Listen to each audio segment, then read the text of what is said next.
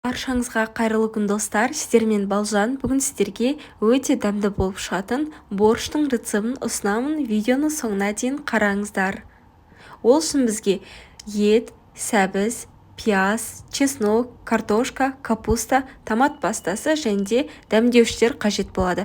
Барлық заттарды алдын ала турап аламыз. Енді қызып тұрған майымыздың үстіне алдымен етімізді салып, жақсылап қызарғанша қуырып аламыз.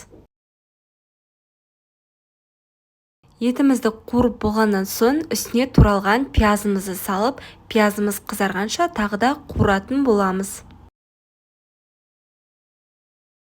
Пиязымызды қуырып алдық. Енді үстіне сәбіз бен картошка және чеснокты салып, тағы да кішкене 1-2 минуттай қуырып аламыз.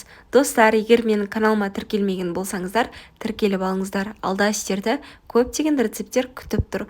Қуырып болғаннан соң үстіне капустамызды салып, кішкене араластырып аламыз.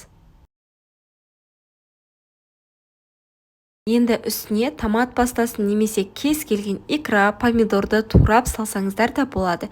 Енді кішкене араластырып аламыз.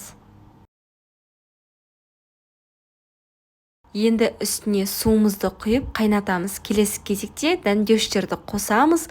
Ол үшін бізге лавр жапырағы, приправа және де дәміне қарай тұз қосамыз.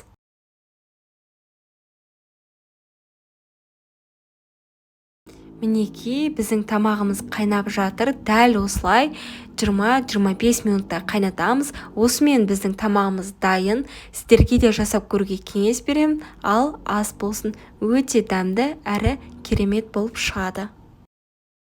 Достар, егер видео ұнаса, лайк басып, комментарий қалдырып кетіңіздер және менің каналыма тіркелуді ұмытпаңыздар.